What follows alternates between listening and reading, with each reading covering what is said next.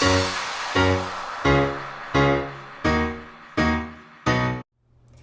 so I just recently posted about 16 SEO tricks that you can apply to your blog or business, and I thought that, hey, I might as well put it on my YouTube channel and go over these 16 tips. So here we go. The first one is labeling your images correctly. A lot of people don't do this, and sorry if I keep looking over here, my notes are over here, so I'm just making sure I'm on track. I get off track really easily.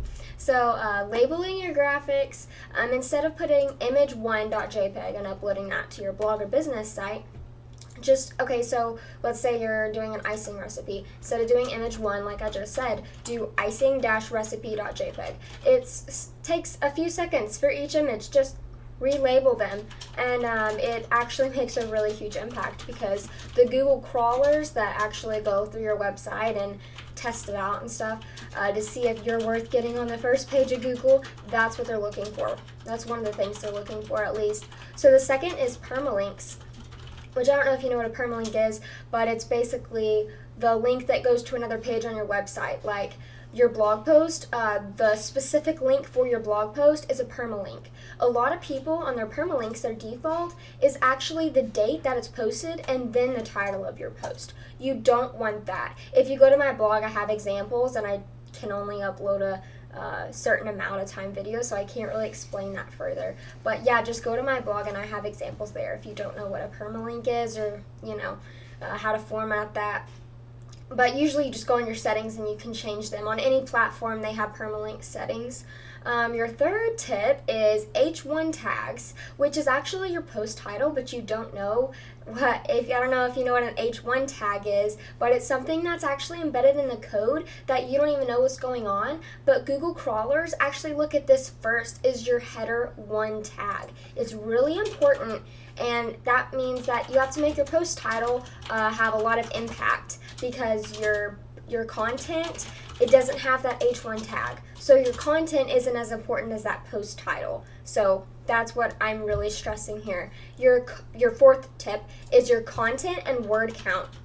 That's actually really important, more than people realize. When I was a fashion blogger, my word count was actually 200 to 300 words for a blog post, which is really awful, and it makes me cringe thinking about that now. So I hope that your word counts on your blog post are a little higher than mine, and if they're not, just start shooting for bigger numbers each time. Like maybe this week, shoot for 500 words, and then next week shoot for 700, and eventually you're to 1,000 words. Keep it around 1,000. The really good word count number is around 2,500 words, which seems really daunting, but you can definitely do it if you just really apply, do a lot of research too with your blog post. It makes you provide a quality content, actually. That's what I think. So my fifth tip is internal links, and this is actually really important.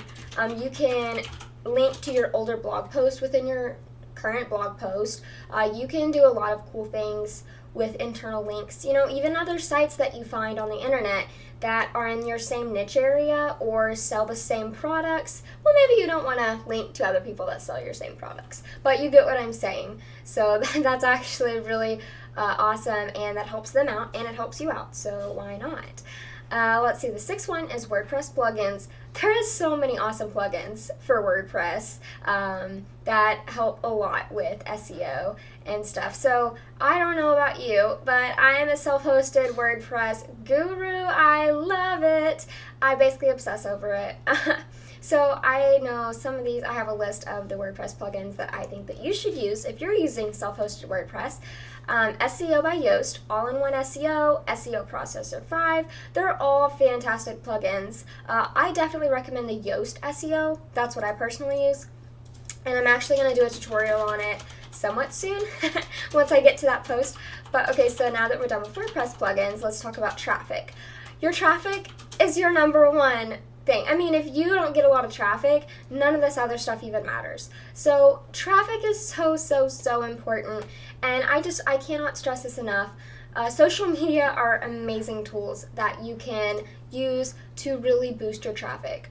I would definitely recommend looking at different social media marketing stuff that could send more people to your website. But create a funnel on every single other platform you have. Just create a funnel that all goes back to your website, and that increases your views, and that also tells Google, hey, I'm really cool, you should promote me. So definitely be promoted. Or tell Google you want to be promoted. So the 8th tip is tags and categories. These are actually really important too. I definitely underestimated categories and tags because I just thought, oh, they're for making my readers go, oh, these are all my blog tips posts, and these are all my entrepreneur tips posts. But really, it's more than just easy, I guess, navigation for my readers. It also tells Google, hey, all of these posts and all of these posts, and this is what my website basically is. So if the more tags you have is the best. Don't do like a tag spam. That actually hurts your SEO ranking. A lot of people go a little overboard and put too many tags to where Google actually flags you. You do not want Google to flag you. So I would say 10 to 20 tags are normal, but if you have a different number that you've heard, just put them in the comments below. I would love to hear. I always love learning more, and I can be wrong. So prove me wrong if you know otherwise. Let's see. Colons are awesome, and let me tell you why. I was talking about the H1 post title and how important that H1 tag is.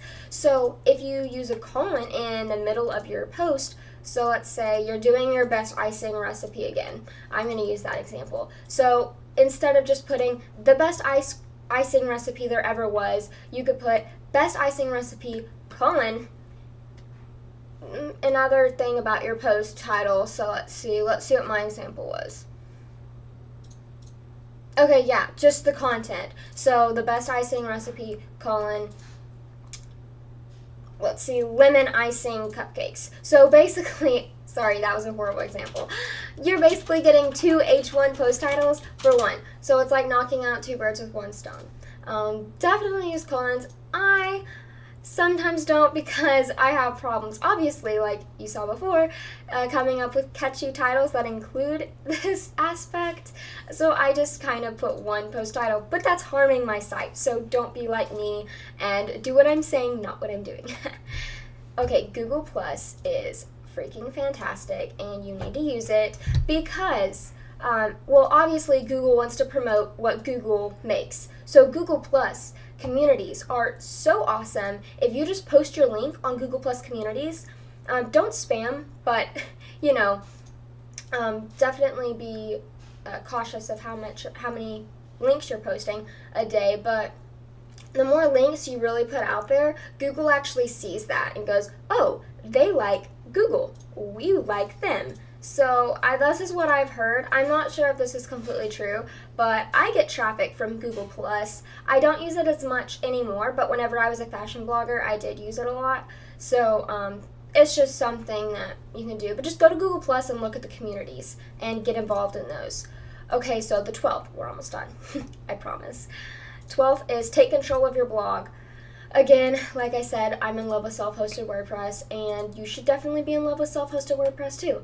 So if you're on Blogger, or basically if you are not hosting your own site, or you're not having like a web designer like me host it for you, you need to get on that, because taking control of your own blog, you don't want Google to control your blog. Like Blogger, if you're on Blogger right now, you don't own your own blog. Google does. Google owns your blog. Google can take it down whenever they want. If you're on WordPress.com, WordPress can take down your blog whenever they want. For any reason. I mean, they don't even have to have a reason. And I've actually known bloggers that put so much work in their blog, full-time job bloggers, like professional bloggers, and WordPress or Blogger just takes them down. I've read articles, and I actually had a friend that had that happen to her, and it was awful. You don't want that to happen to you. I'm not saying it, I feel like it's very rare because I don't hear it a lot, but I do hear it, and you don't want to take that risk. So definitely make sure you have your own hosting on your website. Making sure you have efficient code, that's my 13th tip. Efficient code. A lot of people don't know if their code is efficient because it's kind of hard to tell. but little things like your H1 tags and how you're formatting your code makes it easier for Google to scan it.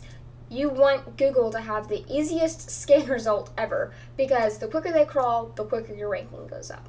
So you can ask me, just email me at design@maraburks.com, and I can look at it for you for a little fee. Or you can, oh, sorry, the thing went down. Or you can have another web designer friend look at it, or you can just research and do it yourself. 14 is external links. So this is basically, well, I think I did the wrong wording, because what I really meant was having someone else promote your blog, or even guest post. I'm sure you've heard of guest posting before. So get someone else to be like, hey, I need you to post on my blog. Well, that's perfect. Just post your link on their blog whenever you're guest posting for them, and then that's an external link that you have. So the more links you have on other people's site, the more valuable you become in Google's eyes. So let's see, the 15th tip is popular sites linking to your page, which is kind of the same thing, but what I just discussed before, but going even further than that, like even further than a guest post, or having like a blog button. I'm not sure if people even do blog buttons anymore. I used to like 5 years ago when I started blogging, but even having like a blog button, that's an external link. But whenever you get popular websites actually linking to your website, that's huge. Google is like, wow, this high traffic website linked to you. You must be really cool. You definitely want Google to think you're the coolest ever. So maybe, I don't know, I've heard tips on maybe finding people in your niche, like high traffic people in your niche, and just emailing them. Hey, I wrote this post, I linked you, would you mind sharing it? Or would you mind linking me?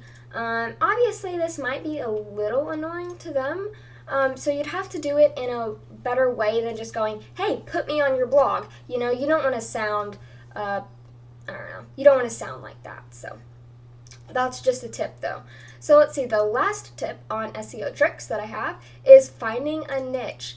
Instead of posting about a million things like, oh, my dog, or oh, I have a new house, maybe narrow down your post topic. Like for me, for instance, I post about bloggers and entrepreneurs and basically how to run your own business successfully, those kind of tips. Like that's my niche.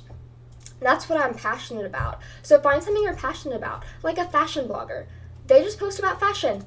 Now, yeah, they can post about their dog and they post about their family and stuff like that, but they have one niche, one area that they really focus in. And that's important because then all your categories and all your tags will be in the same area or the same field, and you definitely want that. Don't stray from that at all.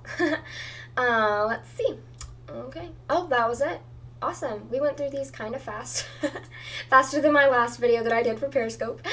So these are 16 SEO tricks that you should definitely apply to your blog or business because they will help you. Little side note, I'm actually hosting a webinar soon on SEO, and I'm pairing up with a fashion blogger who's teaching people how to take pictures themselves so that they don't have to rely on a photographer. So we're doing a few webinars, and I'll be posting about this on my YouTube channel and stuff, and I'll have her host with me and stuff. So yeah, just keep updated for that because I'm definitely going to dive in a lot deeper in SEO because it's such an important topic that a lot of people overlook. And really, if you get on those search engine pages and you have a really awesome marketing funnel to get people to your website and get them to click on what you want them to click on, you're set. So this is just a really important topic that I really want to stress to people. Anyways, thanks for listening. Bye.